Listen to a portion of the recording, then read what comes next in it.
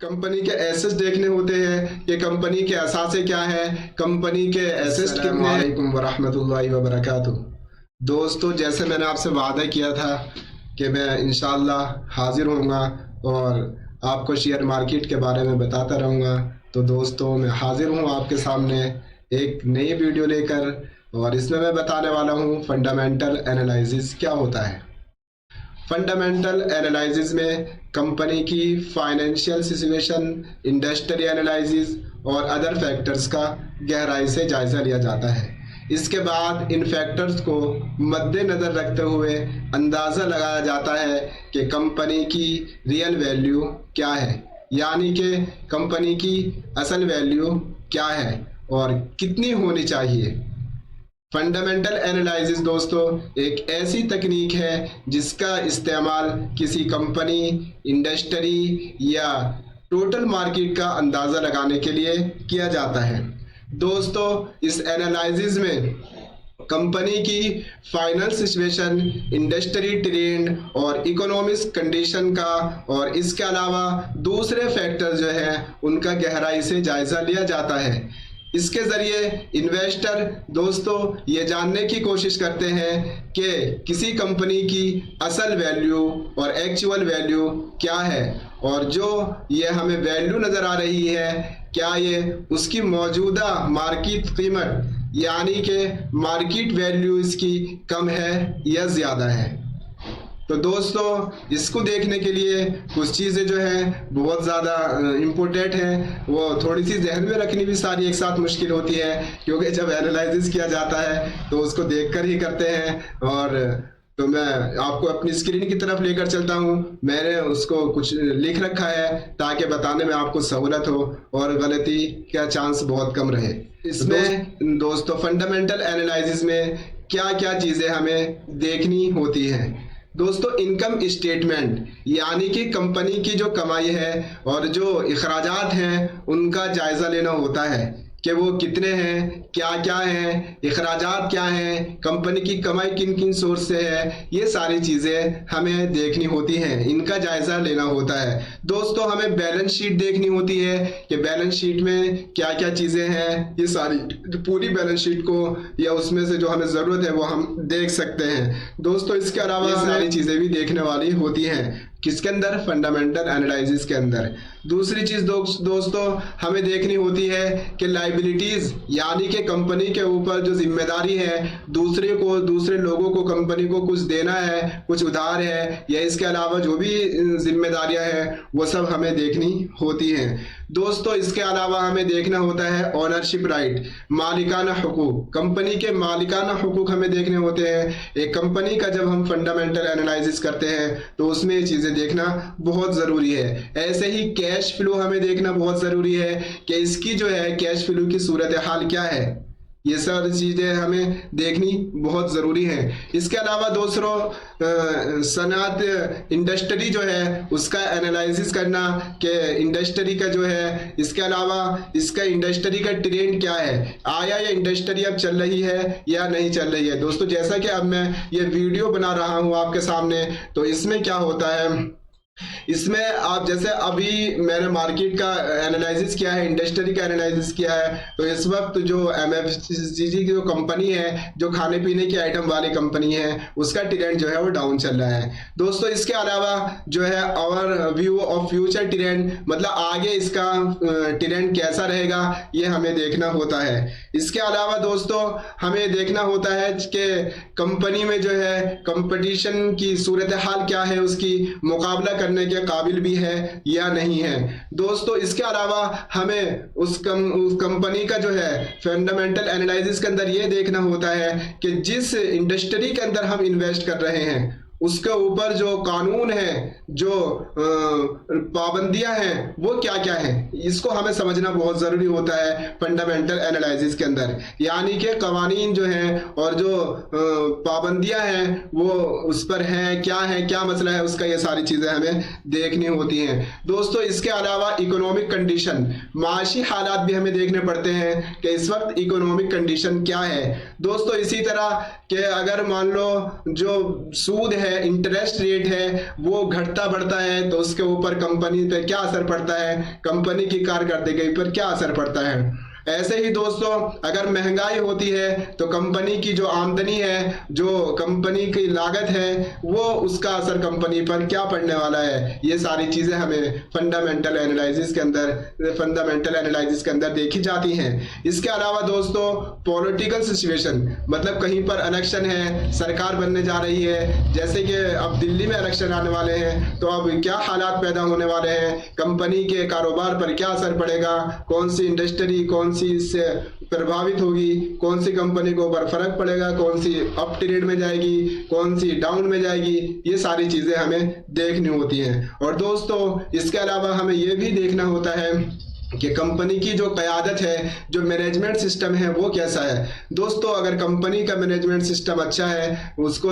Management और उसका CEO वगैरह सब अच्छे हैं, तो दोस्तों ये भी हमें देखना होता है कंपनी में एनालिसिस करने के लिए, क्योंकि अगर अच्छे सीईओ होंगे, अच्छा मैनेजमेंट लीडरशिप मैनेजमेंट होगा तो दोस्तों कंपनी अच्छी होगी। ऐसे ही कंपनी की मुस्तकबिल की हिकमत अमली के फ्यूचर में कंपनी की स्ट्रेटेजी क्या है, वो किस तरीके पर काम कर रही है, किस हिकमत अमली पर काम कर रही है, क्या क्या उसके प्लान है आगे चलकर, वो अगले 1 साल में 6 महीने में क्या करने वाली है, ये सारी चीजें हम फंडामेंटल एनालिसिस के अंदर देखते हैं। और दोस्तों इसके अलावा इंटेंजिबल एसेट्स उसके क्या है, जो जिसको हम उर्दू में मुंजमद असासे बोलते हैं, वो कंपनी के पास कितने हैं। इसके बाद जो है कंपनी का ब्रांड है, उसकी क्या वैल्यू है, ये सारी चीज़ें हम फंडामेंटल एनालिसिस के अंदर देखते हैं। दोस्तों ये ब्रांड बहुत मैटर करता है, जैसा कि जितना बड़ा ब्रांड होगा इतनी ही उसकी वैल्यू ज़्यादा होती है, उस कंपनी को हम खरीदते हैं। दोस्तों इसके अलावा पैटेंट, बहुत सारी कंपनियों के पैटेंट होते हैं, जैसे कि मिसाल के तौर पर हमदर्द का रूह अफ़ज़ा ले सकते हैं।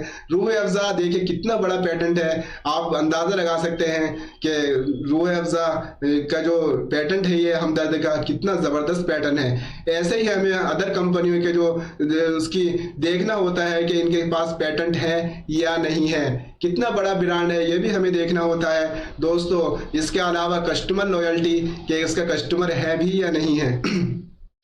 जैसे बहुत सारी कंपनी है, आप उनका देख सकते हैं कि उनके कस्टमर कितने ज़्यादा हैं, तो ये सारी चीज़ें फंडामेंटल एनालिसिस के अंदर देखी जाती हैं।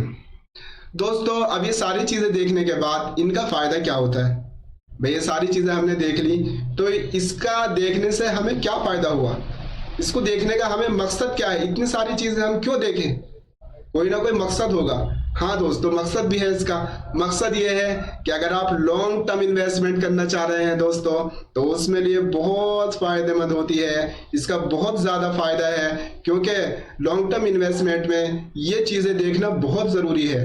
अगर आप इसको देखे बगैर करते हैं दोस्तों, तो नफ़ा लॉन्ग टर्म में कमाना बहुत मुश्किल है दोस्तों। और फंडामेंटल एनालिसिस का दूसरा फ़ायदा क्या है, बड़ा फ़ायदा ये है कि कंपनी की जो रियल वैल्यू है, असल वैल्यू है, इसका अंदाज़ा लगाने में जो है हमें मदद मिलती है। हम अंदाज़ा लगा सकते हैं कि जो हमें दिखाया जा रहा है वो ही असल है, या जो हमने फंडामेंटल देखा है, वो जो हमने एनालिसिस किया है वो सही है। ये सारी चीज़ें बहुत ज़रूरी होती हैं। ऐसे ही दोस्तों इसको देखने का और सबसे बड़ा फ़ायदा और ये है कि इससे जो है जो रिस्क असेसमेंट है, यानी कि जो खतरात हैं, आपने मिसाल के तौर पर पैसा लगा दिया, अब पैसा लगाने के बाद क्या खतरा हो सकता है, इसको समझने में जो है, इसका अंदाजा लगाने में जो है हमें बहुत मदद मिल सकती है दोस्तों। और इसका एक और बड़ा फायदा ये है, वैसे तो सारे ही फायदे बड़े हैं, लेकिन मैं जो ज़रूरी है वो ही बताना चाह रहा हूँ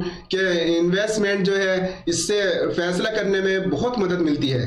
यानी कि जो लोग पैसा लगाने वाले हैं, इन्वेस्टमेंट करने वाले हैं, उनको इन्वेस्टमेंट का पैसा लगाने का फैसला करने में बहुत आसानी हो जाती है। वो फंडामेंटल एनालिसिस से समझ सकते हैं कि हाँ हम इस कंपनी में दिल खोल कर और सुकून के साथ, इत्मीनान के साथ और अपना दिल खोल कर जो है इसमें पैसा लगा सकते हैं। इसमें क्या है, तसल्ली रहती है दोस्तों।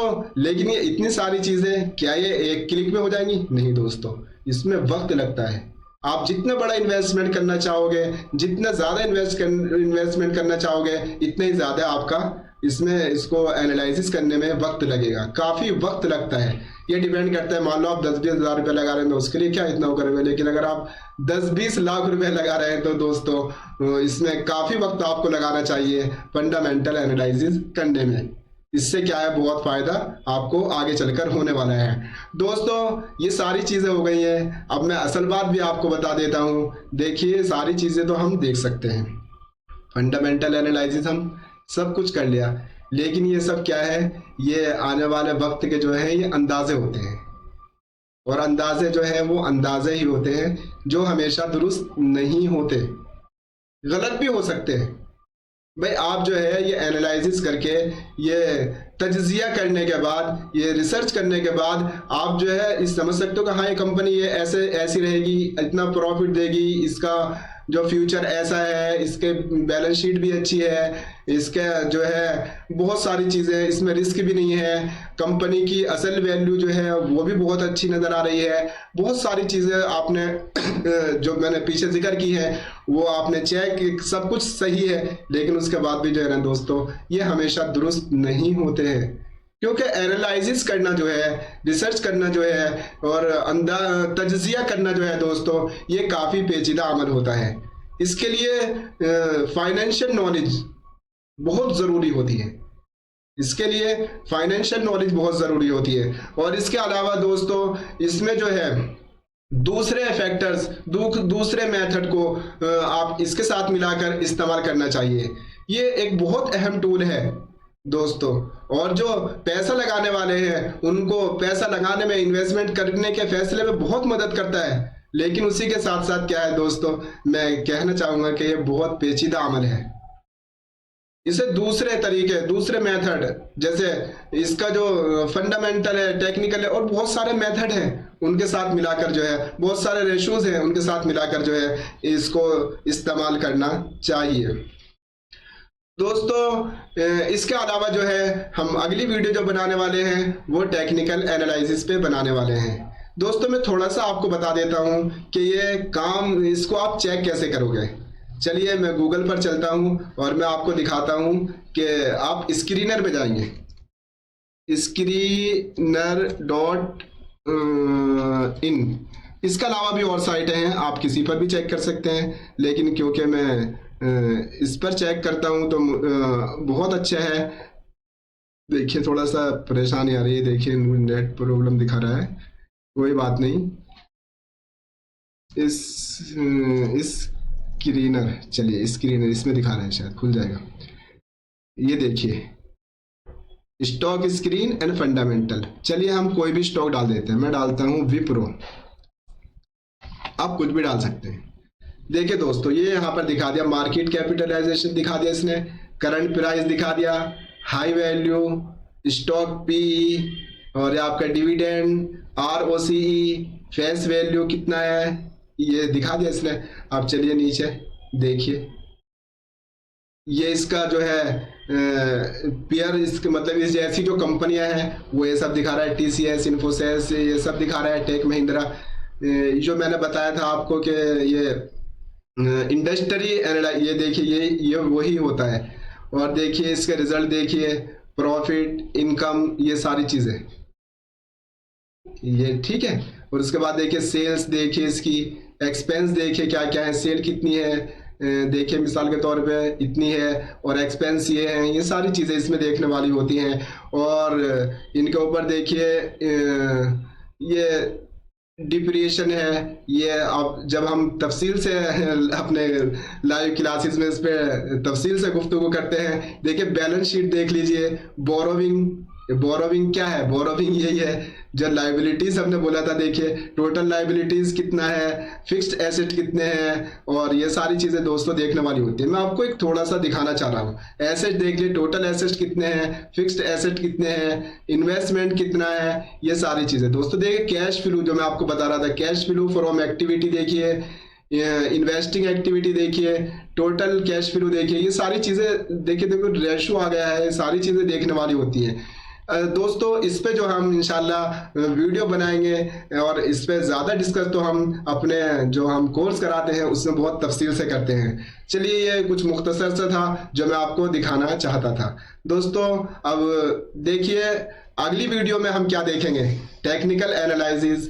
टेक्निकल एनालिसिस फंडामेंटल एनालिसिस के साथ ही होता है।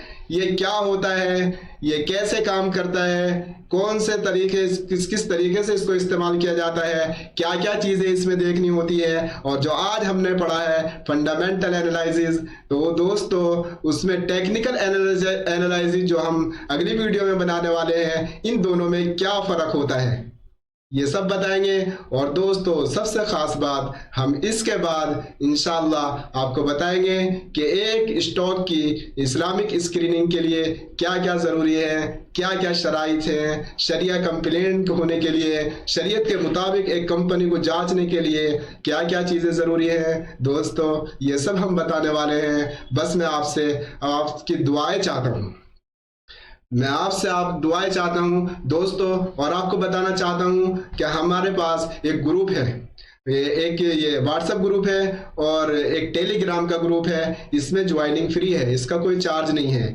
आप इसमें ज्वाइन हो सकते हैं। इसमें कुछ नोट्स कुछ चीज़ें हम आपको शेयर करते रहेंगे और जो भी इंफॉर्मेशन हमारी होगी वो हम इसमें बताते रहेंगे। इसके अलावा दोस्तों हमारी ऐप है, आप हमारी ऐप डाउनलोड करके कोर्स में शरीक हो सकते हैं। व्हाट्सएप हमारा नंबर है, अगर आपको इन्फॉर्मेशन चाहते हैं तो आप हमें व्हाट्सएप कर सकते हैं, हमारी टीम आपकी पूरी हेल्प करेगी। इसके अलावा आप हमारी वेबसाइट www.afzalskillacademy.com पर जाकर आप हमारी वेबसाइट चेक कर सकते हैं। और दोस्तों YouTube पर तो आप हमें देख ही रहे हैं। मैं उम्मीद करता हूं कि आप मुझे दुआओं में याद रखेंगे और ऐसे ही हमारा हौसला बढ़ाते रहेंगे, शेयर करते रहेंगे, लाइक करते रहेंगे।